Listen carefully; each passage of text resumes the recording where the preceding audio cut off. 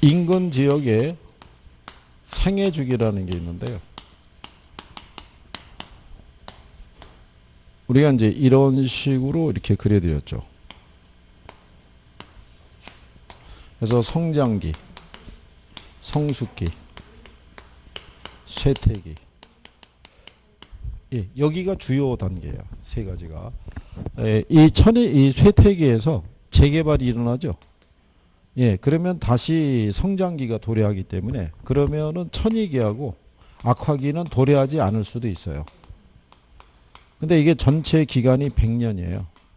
그러니까 우리나라 라이프 사이클이 아니에요. 서구 애들 기준인 거죠. 우리는 훨씬 짧죠, 이거보다. 그죠? 예, 그래서 이 성장기는 지역이 이제 개발되기 시작하는 단계예요. 그래서 여기는 기본적으로 이렇게 수요가 증가하는 단계. 수요가 증가하니까 가격이 어떻게 돼요? 예, 이렇게 쭉 올라가는. 그럼 이제 성숙기가 되면요. 이게 성장기가 한 10에서 한 15년 봐요. 예. 그리고 이 성숙기가 되면 이렇게 수요와 공급이 균형을 이루고 있을 때. 그러니까 이제 기능이 다 갖춰진 거예요. 그러니까 여기가 한 20 있죠. 20에서 한 25년 이 정도 됐을 때. 그 세종시가 조성이 된 지가 몇 년 됐죠? 10년? 예, 그러니까 아직도 성장기예요. 예. 그러니까 아직 그 공지가 있고 예, 앞으로 들어설 시설이 많이 있는 거죠. 예, 이제 그런 단계고 거기서 이제 조금 더 지나서 인구 앱이 좀 더 늘어나서 백화점도 들어서고 뭐 종합병원 들어서고 뭐 들어서게 다 들어서면 여기서 굳이 주변에 뭐 규모가 큰 도시로 나갈 일이 없죠. 자체적으로 다 해결이 되니까. 그러다가 이제 쇠퇴기가 접어들 때가 40에서 한 50년이에요. 그러면 이제 지역 기능이 쇠퇴하기 시작해요. 그러면서 이제 수요가 빠져나가기 시작해요. 이렇게. 이런 단계를 거치는 게 성장기, 성숙기, 쇠퇴기라고 이렇게 보시면 돼요. 그래서 옛날에는 이거 순서도 다 물어봤어요. 이거. 그러니까 순서는 뭐 굳이 외우시거나 하실 필요는 없어요. 그래서 거기 34번에 보면 1번에 천이기에서 재개발이 일어나면 악화기가 도래하지 않을 수 있다. 이런 얘기예요. 그죠? 그리고 성숙기에서 지가 상승률이 최고가 되고 주민의 이주 활동도 활발하다 그러니까 틀린 거예요. 주로 성장기에서. 그죠? 예. 그 다음에 그 도시 성장이 빠르게 진행되는 곳이 있죠. 예, 그런 곳일수록 수명 주기가 짧은 편이에요. 계속 변하는 거죠. 그렇죠? 예, 그런 내용이라고 보시면 되겠고.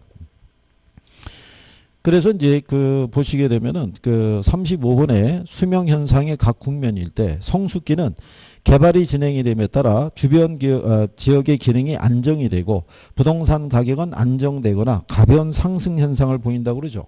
그러니까 여기는 가격에 큰 변화가 없을 때가 성숙기고요. 담보 가치가 제일 높을 때도 그때예요. 그리고 이제 천이기는 여과 현상 때문에 부동산 가격이 일시적으로 상승하는 등 성장기의 특성과 유사한 모습을 보인다 틀린 거예요. 여기에 가격 상승에 크게 하고요. 여기 천이기에서 나오는 건 뭐냐면 예를 들어서 하향 여과 있죠. 그러니까 소득이 낮은 계층이 일부 유입이 돼서 그 몇 개의 주택에 대한 가격이 일시적으로 오르는 거지 전반적인 가격 상승이 일어나는 건 아니다 이런 얘기죠. 그래서 2번이 잘못되어 있다라고 보시면 되겠죠. 그리고 이제 5번에 가면 악화기라고 나오죠. 예, 천이기를 거쳐 나타난 단계로요. 지역에 대한 개선 노력이 없을 때 있죠. 슬럼화 과정에 접어드는 특징을 보이게 돼요.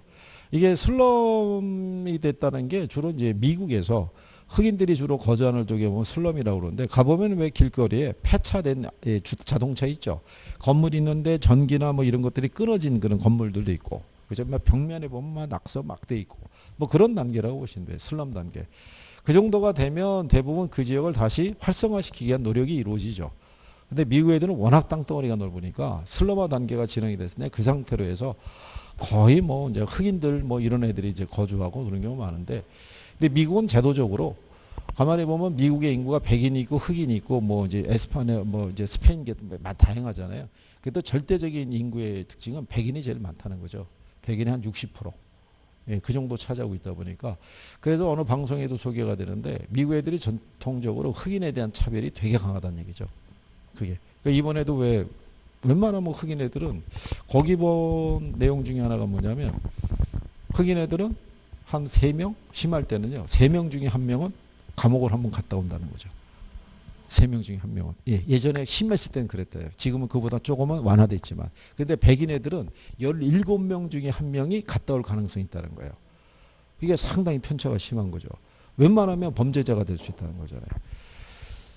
그래서 미국 쪽에서는 여성에 대한 참정권도 줄 때 상당히 그게 많았고, 그 다음에 흑인에 대한 어떤 제도적인 부분에 어떤 개선해 주는 것도 역시 쉽지 않았다는 거죠.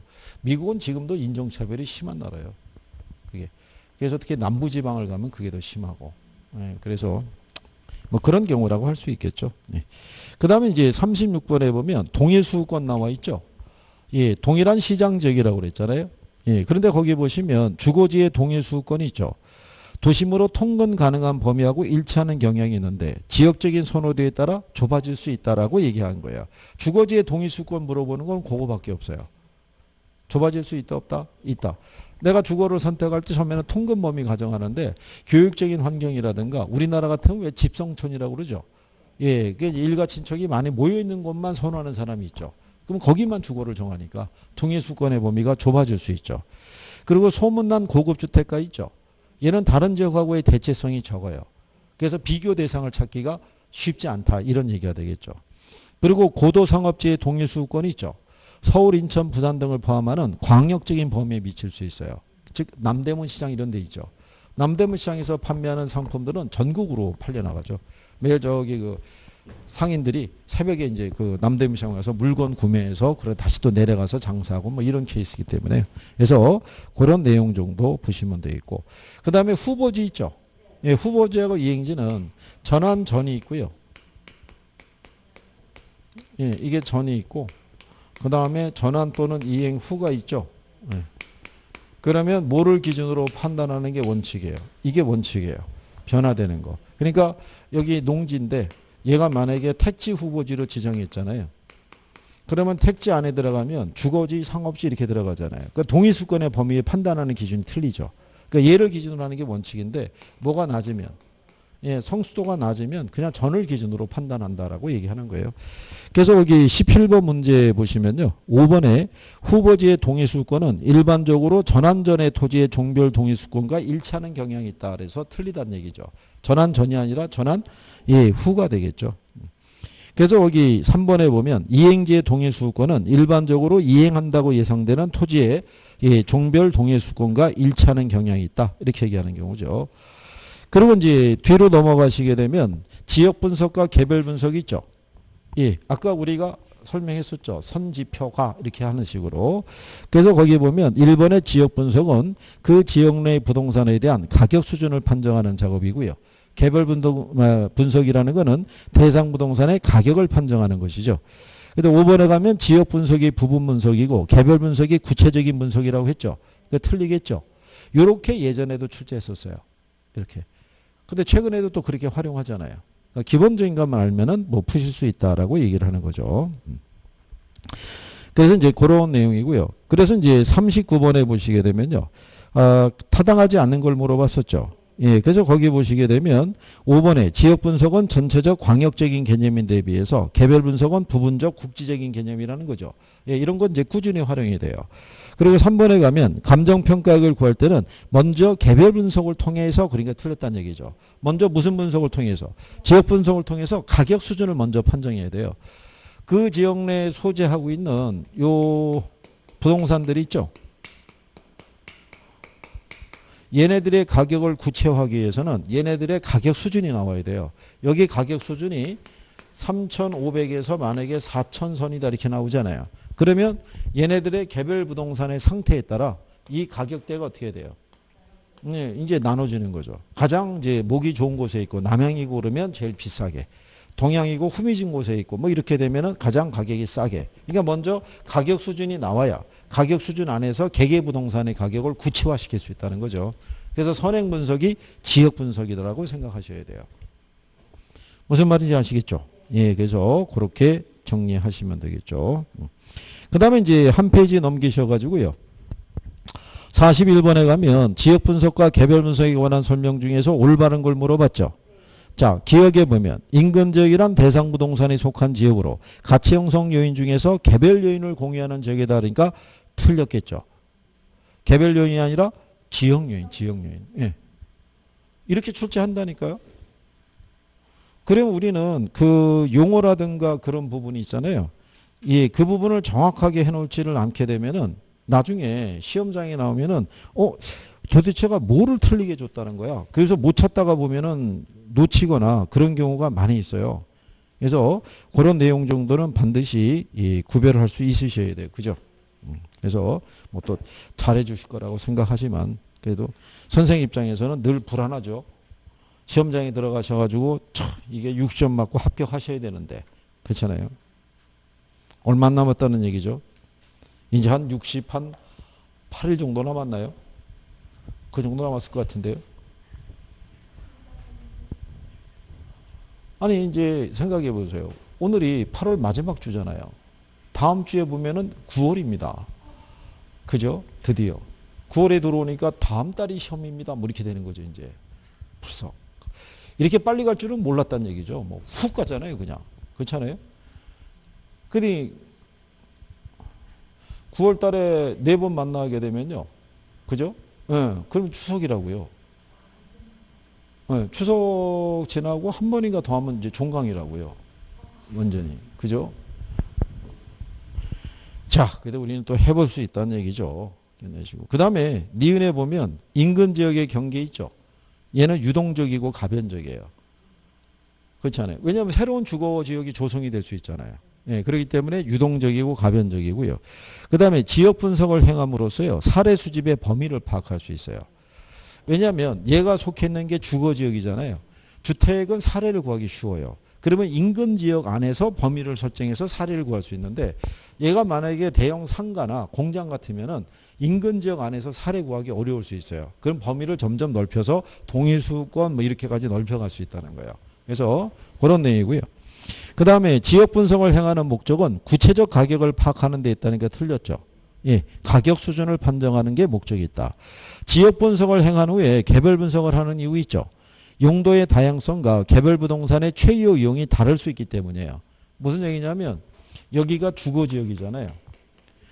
주거지역이 표준적 이용이라고 그랬죠.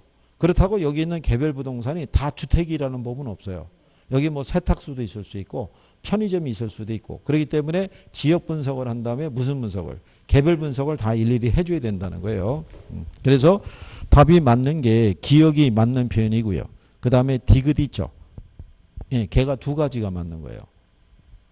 무슨 말인지 아시겠나요? 41번에서. 니은은 경계가 고정적이 아니라 유동적이라는 얘기고 그 다음에 리을에 보면은 구체적 가격을 파악하는 게 아니라 가격 수준을 판정하는 데 목적이 있고요. 그 다음에 미음에 대한 부분이 맞는 표현이죠. 예, 그래서 41번에 보게 되면 맞는 게 기억이 맞고요. 그 다음에 디귿 있죠. 디귿 맞고요. 예, 그 다음에 거기 기억이 틀렸죠. 참. 예, 제가 그건 잘못 봤네요. 예, 그래서 맞는 게 몇 개? 2개. 예, 그래서 디귿하고 그 다음에 미음의 2가지가 맞다. 이렇게 보시면 되겠죠. 자, 그 다음에 3방식에 대한 부분에 부담이 있으실 텐데 제가 이제 그 말씀드리면 우리가 일단 원가 방식 있죠. 무슨 사고? 비용성, 비교 방식, 시장성. 그 다음에 수익 방식, 수익성이죠. 예, 요거 기억하시고 그 다음에 가액 구하는 게 무슨 법? 예, 원가법. 임대료 구하는 것이 예, 적산법. 그 다음에 가액 구하는 게 예, 거래사례 비교법. 그 다음에 임대료 구하는 게 임대사례 비교법. 네, 가액 구하는 게 수익환원법.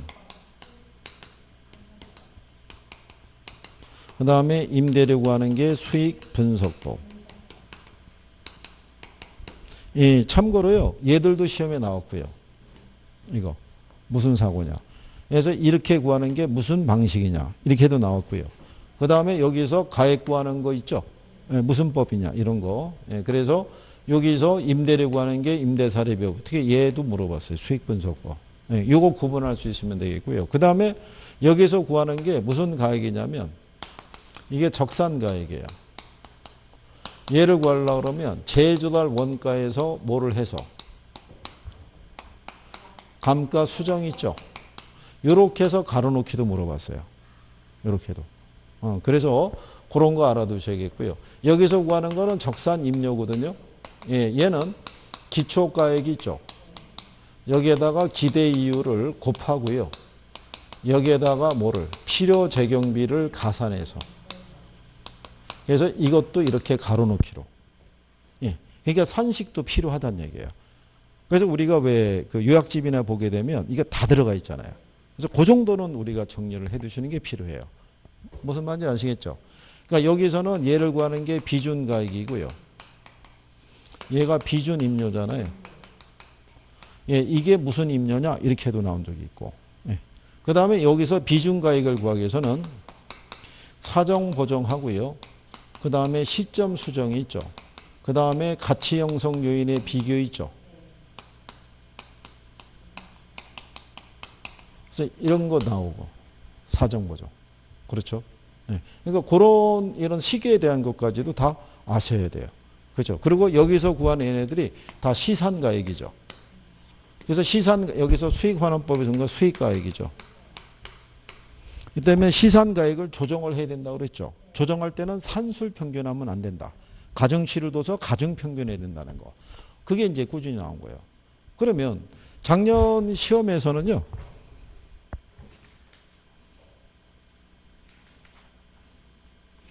음, 304페이지 가보세요. 거기 하면 문제 5번 있죠.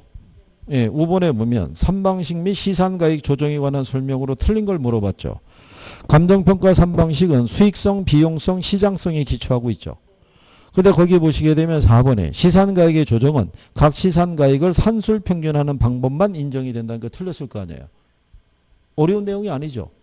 그럼 여러분들이 조금 아까 지역 분석하고 개별 분석 작년에 나왔잖아요. 그 다음에 이거 작년에 나왔잖아요. 이건 어려운 내용이 아니잖아요. 계산 문제도 아니고. 그럼 벌써 2개는 맞출 수 있다고요. 그렇잖아요.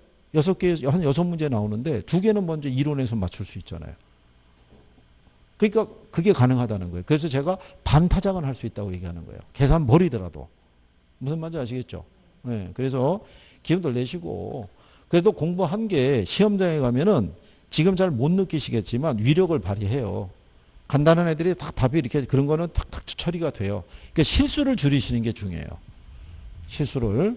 네, 그리고 분명히 말씀드리지만 시간 싸움이기 때문에 가서 계산 문제 있을 때 순서대로 덤비시면 안 되고. 그렇죠? 그래서 학개론을 풀고 그 다음에 민법을 가셔야 돼요. 그래서 민법도 어느 정도 푸신 다음에 나중에 돌아와서 넘나들면서 푸셔야지. 그렇죠? 학개론을 완벽하게 끝나고 넘어가야지. 그러면 시간 뺏겨요.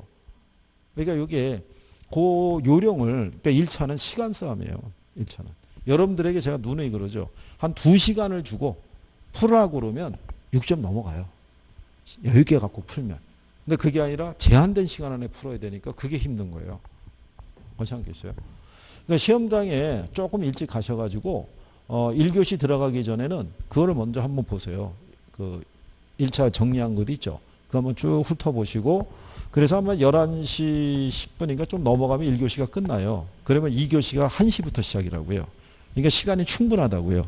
간단하게 뭐 허기를 메꿀 수 있는 걸로 요기를 좀 하신 다음에 그 다음에 2차 시험 들어가기 전에 2차가 이제 2교시가 2과목이잖아요. 그러니까 걔네 한번 훑어보고 걔네 끝나고 나면은 다시 이제 3교시 들어갈 거 아니에요. 그때 3교시 들어가는 게 공시세법이니까. 예, 그러니까 이제 그 안에도 한번 짧게 한번 훑어보고 들어가서 마무리하시고 나오시면 4시가 좀 넘을 거예요. 끝나면. 예, 그러면 이제 홀가분을 하실 거예요. 잘 봤든 못 봤든 간에. 그렇잖아요. 그리고 이제 아마 자연스럽게 뭉치게 될 거예요. 자연스럽게. 고생했다 뭐 이런 것 있잖아요. 예, 1년을 고생했으니까. 자, 그래서 이제 그런 거 보시면 되겠고요. 그 다음에 이제 301페이지에 가시게 되면요. 감정평가 방식에 대한 설명이다. 틀린 것을 물어봤어요. 그죠? 3방식의 근거는 삼면성이 있다고 해놨죠. 삼면성이 비용성, 시장성, 수익성을 얘기를 하죠. 예. 그 다음에 3번에 보면 3방식 중에서 시장의 거래 사항을 비교적 잘 반영해서 설득력이 강한 것도 있죠. 그게 비교 방식이에요. 시장에서 거래된 사례를 기준으로 가격을 도출하니까 그래서 그렇게 보시면 되겠고 그 다음에 이 적산 가격은 원가법으로 구한 거죠. 예, 원가법으로 구할 때 주로 이 공공 또는 공익의 목적에 제공되고 있는 부동산이 있죠. 걔네 원가법으로 구하고 특히 신축 건물이나 이런 데 유용한 방식이에요. 그래서 그렇게. 그 다음에 뒤로 가시면은 2번 있죠. 예, 2번에 보면 가로 안에 들어갈 내용으로 옳은 걸 물어봤죠. 예, 이거 기출에서 우리가 활용한 건데, 그죠? 302페이지에 2번을 보시면 거기 보면 원가 방식이 가의 원리라고 그랬죠. 가의 원리가 뭐예요? 비용성이잖아요. 그러면 지문 중에 가가 비용성인 애는 3번밖에 없어요. 그럼 걔가 답이에요. 그래서 우리 왜 이렇게 해드렸잖아요. 기억나시죠 이거? 응? 드링크 카드로 결제했고 수수료 없고 그죠? 예. 이거를 한 번만 낸 게 아니에요. 이거를 몇 번 반복해서 낸 거예요. 원가 방식을 무슨 사고? 비용성의 사고. 그 다음 옆에 가면은 감정평가 방법의 종류의 산식이라고 그랬죠. 거기 보면 원가법이 있죠. 적산가액은 어디에서? 제주도 원가에서 감가상각액을 빼는 거죠. 그 다음에 거래사례비교법이 있죠. 구하는 게 비준가액이죠. 예. 그 다음에 이 수익가액을 구하는 게 무슨 법? 수익환원법이죠. 그러니까 이런 제목만 갖고도 출제하는 거. 그러니까 3방식에서 계산으로만 다 뜨는 건 아닌 거고요. 이렇게도 나올 수 있어요. 그리고 뒤에 4번을 가보시게 되면 거기 보면은 적산임료 나오죠. 기초가액에다가 뭐 곱해야 돼요? 기대율. 수익가액은 순수익을 환원이율로 환원하는 거예요. 네, 그래서 답이 4번인 거죠. 그런 이제 기본적인 걸 알면은 푸실 수 있고. 그죠? 예. 5번에 대한 거는 이제 4번, 조금 아까 말씀드린 대로 4번이 답이라는 거. 작년에 이제 이런 정도 나왔다라고 보시면 돼요. 무슨 말인지 이해하시겠죠? 예. 그래서 그렇게. 예. 그 다음에 6번에 그 시산가액을 조정을 통해서 한 감정평가액이 있죠. 예. 이것도 갖다가 대입할 수 있으면 되는데요. 거래 사례 있죠. 걔는 비교 방식일 거 아니에요. 예. 그러면 1억 2천 나왔죠. 거기에다가 50% 곱하는 거예요. 0.5. 그럼 1억 2천에 50%면 얼마겠어요? 그렇죠. 6천이죠. 그 다음에 비용 나와 있죠. 비용은 원가 방식이죠. 그러면 1억 천에 대한 20%죠. 그럼 2,200이죠. 그 다음에 임대료는 수익 방식이겠죠. 수익 방식이 30%잖아요. 1억에 30%면 3천이죠. 그래서 다 더하면 1억 1,200 나온다는 거죠. 이렇게. 기출에서 이렇게 물어본 거예요. 이렇게. 그러니까 이제 이것도 그러니까 이쪽을 전혀 접하지 않은 사람들은 그게 어렵다고 할 수 있죠. 예, 그러니까 그런 내용을. 그 다음에 이제 뒤로 넘어가서 보시게 되면요. 8번 문제가 있는데요. 동일한 기능적 효용을 제공하는 현대적 건물과 건축한 지 오래돼서 원자재 디자인 배치 등이 크게 다른 건물을 원가법으로 평가할 때 건물의 감정평가 방법에 대한 설명 중에서 가장 적절하지 않은 것을 물어봤죠. 근데 거기 보시면은 그 3번에 건물 생산 비용에 직접 비용, 간접 비용은 포함시키고 기여 비용과 동산의 감가상각비를 제외하고 추정했다고 그랬죠. 근데 우리가 제주도 원가를 산정할 때는 뭐는 반영을 해야 된다고 그랬어요. 개발업자의 이윤. 네, 개발업자의 이윤을 반영해야 되는 이유는 그죠? 그게 왜냐하면 원가 방식은 비용에 입각해서 가치를 구하잖아요. 그러니까 만약에 여기 뭐 8층짜리 건물이 있잖아요. 그러면 얘를 건축할 때 들어간 비용이 10억이잖아요. 그럼 여기서 감가를 공제한다고요. 감가를 공제해서 나머지가 8억이다 그러면 이 8억이 가치라고 할 수 있는데 8층짜리 건물이 시장에서는 한 15억에 거래될 수 있거든요. 시장에서 비용은 이렇게 드는데 시장에서 거래되는 거는 그러면 거래사례비교법으로 구한 거하고 원가법으로 구한 거하고 가격 차이가 너무 크잖아요. 그러니까 이거를 도급을 주는 거예요. 내가 돈을 들여서 짓게 되면은 비용 안에 내 이익은 생각하지 않을 거 아니에요. 근데 도급을 준다고 하자면 개발업자는 이 건물 지으면서 자기 이윤도 생각할 거 아니에요. 그러면 8억이 아니라 8억에다 한 4억 플러스 시킨다는 얘기죠. 그러면은 10억이 되면은 갭이 많이 줄어들잖아요. 무슨 말인지 아시겠죠? 그런 의미예요. 그래서 개발업자의 이윤을 당연히 포함을 시켜야 돼요. 그래서 옆에 그 9번 문제 있죠. 9번 문제를 가시게 되면 올바른 거 물어봤죠. 그래서 2번에 가면 자가건설의 경우 제조달 원가는 도급건설한 경우에 준해서 처리한다는 거예요. 자기가 지었더라도 비용 산정은 도급을 준 걸 기준으로 비용 산정을 해야 된다 이거예요. 무슨 말인지 아시겠나요? 그리고 이제 1번에 보면 제조달 원가는 신축 시점이라고 그랬죠. 신축이라면 틀리죠. 무슨 시점? 기준 시점이고요. 그래서 4번에 가면 제조달 원가를 구성하는 표준적인 건설비 있죠. 거기에는 수급인의 적정 이윤이 어떻게 돼요? 포함이 돼야 되는 거예요. 그게. 그래서 그게 그 한 페이지 넘기셔가지고 11번 있죠. 뒤에 가면. 11번에 가시게 되면 다음 자료를 활용해서 A 건물의 준공 시점과 기준 시점의 평방미터당 제조다 원가의 차이를 물어봤죠. 거기 보시면 이제 비용 산정을 하죠. 거기 보면 직접 공사비, 간접 공사비가 있죠. 그래서 공사비 개가 얼마냐면 3억이에요. 그렇죠? 근데 거기 개발업체 이윤이 6천만 원이 있죠. 그럼 얘 포함한다, 안 한다? 포함하는 거예요. 그래서 전체 비용이 3억 6천이라는 거예요. 그죠? 자, 근데 3억 6천인데 준공 시점에 비용이 3억 6천 들어갔잖아요. 그죠? 그러면 3억 6천일 때 건물의 연면적이 얼마였어요? 1250이잖아요. 그러면 1250으로 나누게 되면 금액이 얼마 나온다는 거예요? 이게. 준공 시점에 대한 거는요. 28만 8천 원 나오는 거예요. 이거 나누면. 그죠? 네, 근데 기준 시점에서는 3억 6천이었는데 얘가 그동안에 물가가 상승한 거죠. 그래서 이 10년 전에 건축비 지수는 100인데 기준점의 건축비 지수는 135잖아요. 그러면 100분의 135 계산하면 1.35라고요. 그럼 얘 곱하면 4억 8,600 나오죠. 이거를 이제 연면적 1250으로 할인하잖아요. 그러면 이게 38만 8천 원 나와요. 그죠? 그러면 10년 사이에 얼마? 10만 원의 차이가 발생한 거죠. 평방미터당. 예. 그래서 이거는 그 뭐를 물어본 거예요? 차이를. 예. 그러니까 요령을 알면은 계산이 복잡한 건 아니고 간단하게. 예. 그래서 이제 이 제조다 원가 산정할 때는 개발업체 이윤도 당연히 반영이 된다라는 거. 예. 그렇게 구별하시면 되겠고요. 그 다음에 이제 그 감가 수정의 산정 방법 혹시 아시나요?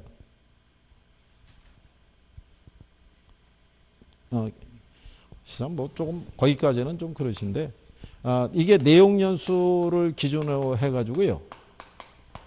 이게 정액법이 있고요. 정률법이 있고요.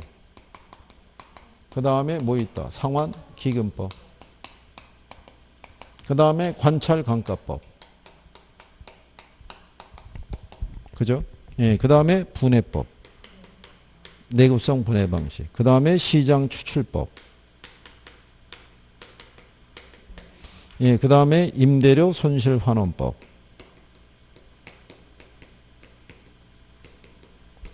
이렇게 이제 들어가 있는데요. 거기에 이제 답은 5번의 건물자녀법이라고 해놨죠.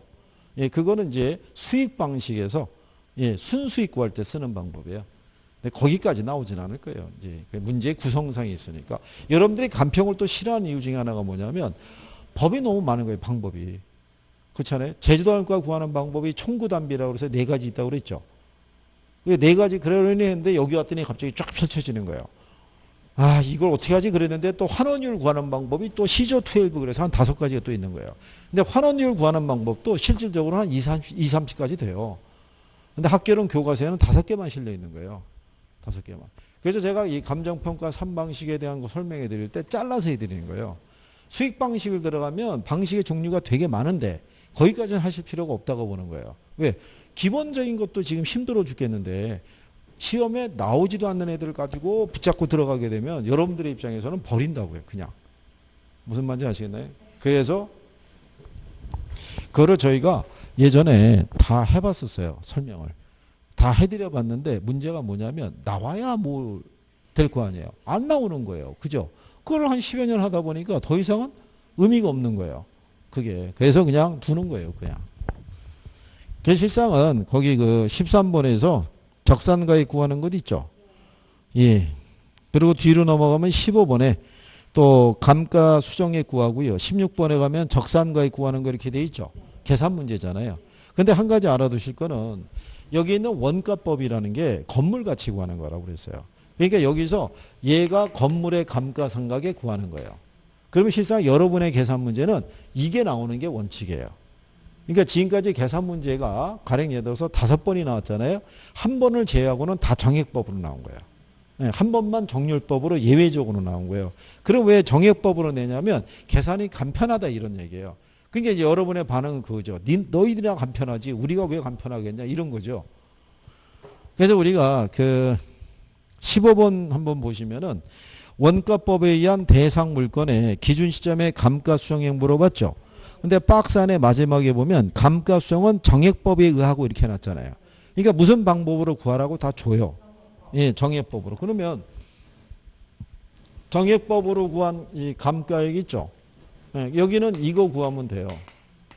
매년에 뭐. 예, 얘 구하면 돼요. 왜냐하면 이 감가 누계액이라고 그러거든요.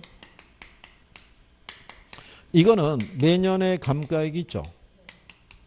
여기에다가 경과년수를 곱하면 돼요. 그러면 감가 누계액이 나오는데 이 방식의 특징이 뭐냐면 이거는 준다는 거예요. 몇 년이 경과했다는 거는. 거기에 있는 그 15번 문제 보시면 준공 시점이 2009년이죠.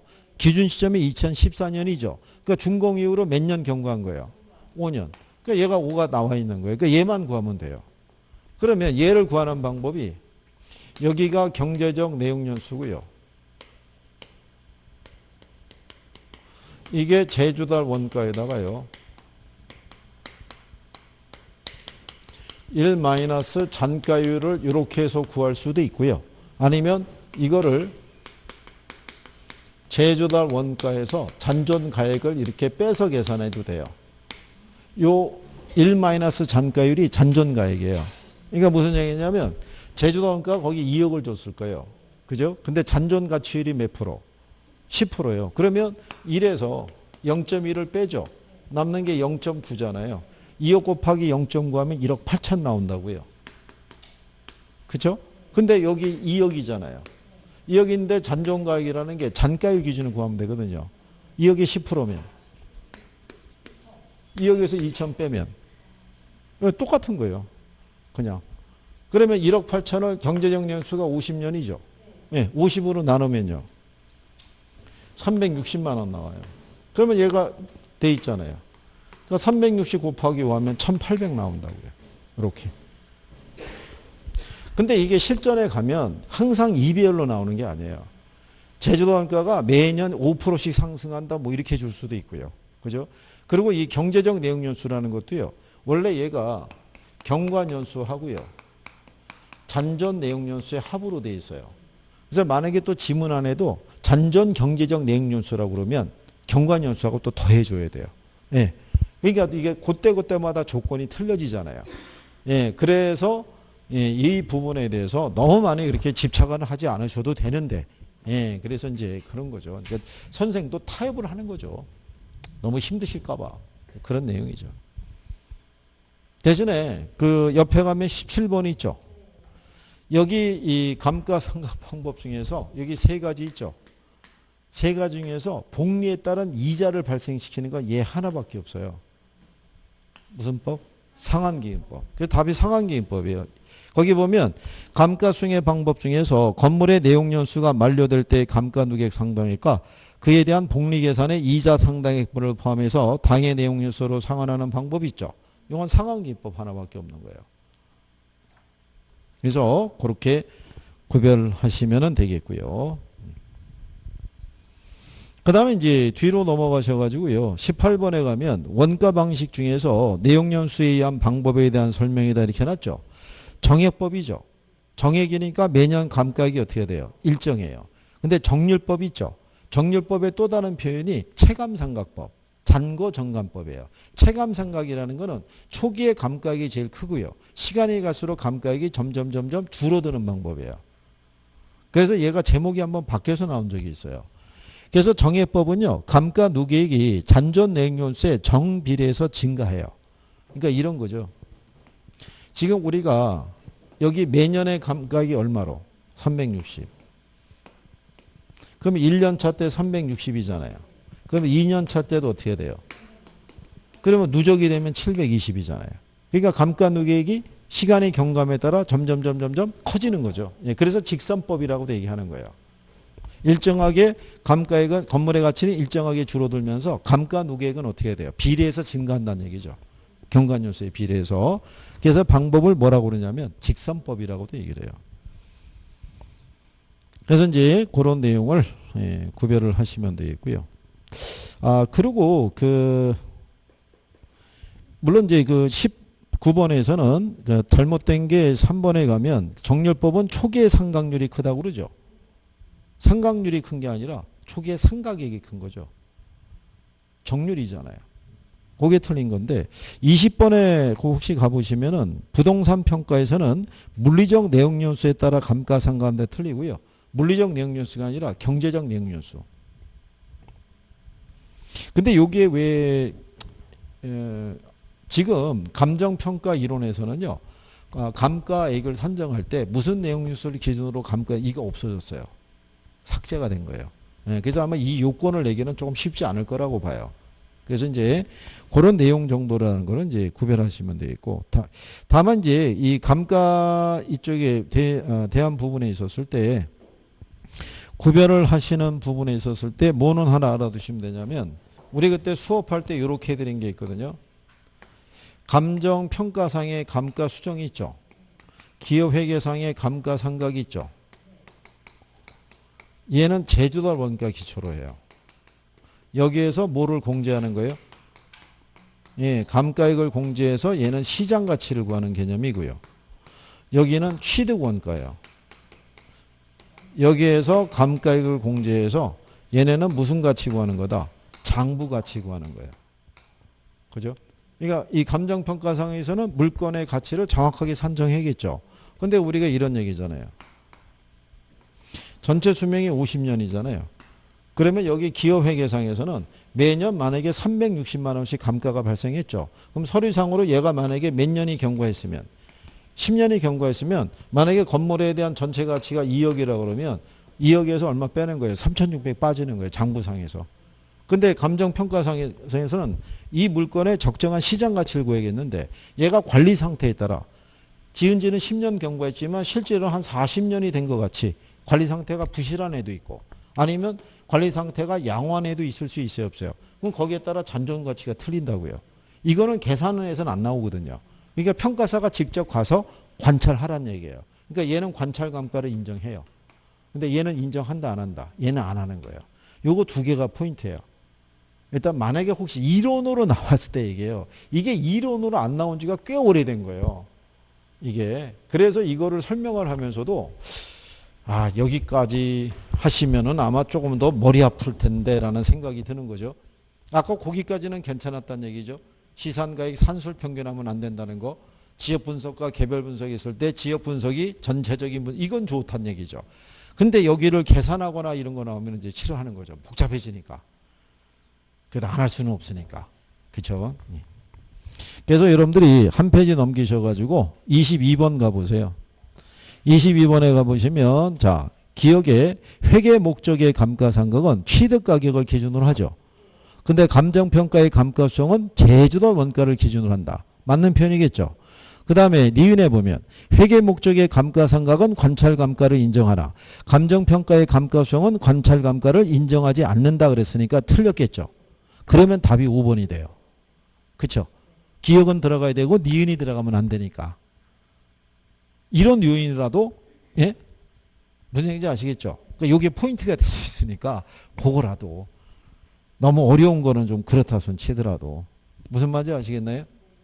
그 다음에 그 밑에 23번에 적산법이라고 해놨잖아요. 적산법에 대해서는 아까 식 정도는 알아두세요. 기초가액에다가 기대율을 곱하죠. 예, 거기에다가 뭐를? 필요재경비를 가산해서 구하는 거예요. 근데 거기 1번에 보면 기초가액의 기대율과 필요재경비를 곱해서 구한다 했으니까 틀린 거예요. 무슨 말인지 아시겠나요? 이런 것도 출제해요. 이론으로. 용어상에서 나오니까. 괜찮아요. 기운 내세요. 기운 내세요. 그죠? 우리가 여기까지 왔는데 못할 게 또 뭐 있어요. 그죠? 예? 그래도 나름대로 좀 그래도 괜찮아요. 처음에는 간평 들어가면 외로웠잖아요. 무슨 말인지도 모르겠고. 그래도 알아듣는 게 조금은 생겨났잖아요. 그죠? 기억하시냐 그래도 조금. 그래서 구별 정도를 해주시면 되겠고요. 그 다음에 관찰감가법이 있죠. 평가사가 직접 관찰하니까 객관적이다, 주관적이다. 벌써 알고 있잖아요. 그렇잖아요. 예, 그래서 그런 내용을 기본적으로 정리할 수 있으시면 되겠고요. 그 다음에 뒷페이지 넘어가셔서 25번 있죠. 25번에 보면 감정평가 방식 중에서 비교 방식의 거래사례 비교법에 관한 설명이다. 가장 타당한 걸 물어봤죠. 근데 1번은 임대사례 부동산 그랬으니까 틀렸고요. 그리고 대상 부동산에 대한 원가법과 적산법을 비교해서 했으니까 틀렸다는 얘기죠. 그 다음에 2번에는 순수익과 환원율을 적용해서 구한다는 게 틀린 거예요. 그건 수익환원법이고요. 그 다음에 임대사례 부동산과 해서 임료를 구하고자 했으니까 틀린 거죠. 여기는 가액을 구하는 방법이고요. 그 다음에 4번에는 수익환원법과 수익분석법을 적용한다 했으니까 틀렸죠. 그래서 답이 5번이에요. 대상 물건과 가치 형성 요인이 같거나 비슷한 물건의 거래 사례에 비교해서 대상 물건의 현황에 맞게 사정 보정, 시점 수정, 가치 형성 요인의 비교 등의 과정을 거쳐서 가액을 산정하는 방법. 그죠? 네. 이론적인 근거는 대체 원칙에 우리 집의 가치가 얼마냐? 옆집의 가치가 얼마에 팔렸냐가 기준이다. 뭐 이런 요건이죠. 네. 그래서 그렇게 구별하시면 되겠고. 그 다음에 뒤에 가서 26번 문제 있죠. 요게 웬만한 문제집에 다 있을 거예요. 이게 예전에 기출에서 물어본 거예요.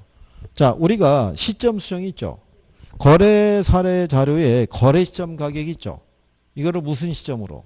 기준 시점. 감정평가로 그러면 기준 시점밖에 없어요. 그렇죠? 그래서 학생분들이 그 당시에 이거 또 많이 틀린 거예요. 순간적인 착각이 있죠. 항상 생각하시는 게 감정평가에 들어가면 다 기준 시점이에요. 3방식을 정할 때 기준 시점이에요. 아까 여러분들 제주도람가 구할 때 있죠. 걔도 무슨 시점? 걔도 신축 시점에서 틀린 거 아니에요. 무조건 무슨 시점이다? 기준 시점이다라고 이렇게 여러분들이 정리를 하시면 되겠죠. 무슨 말인지 아시겠죠? 그리고 이제 옆에 28번을 가보시게 되면 1번 지문에 이렇게 해놨죠. 거래 사례를 유사 지역에서 구한 경우에는 지역 요인을 비교해야 되지만 인근 지역에서 구할 때는 지역 요인 비교는 필요하지 않다. 이런 얘기죠. 그리고 거기 보시면 그 5번에 시산가격의 조정이란 감정평가 3방식에 의한 가격을 산술평균하는 걸 말한다. 그러니까 틀렸겠죠. 무슨 평균해야 된다? 가중평균해야 된다. 이런 얘기죠. 그 다음에 이제 뒷페이지 넘어가시면 이제 30번, 31번, 32번 있죠. 얘네가 이제 수정하는 거죠.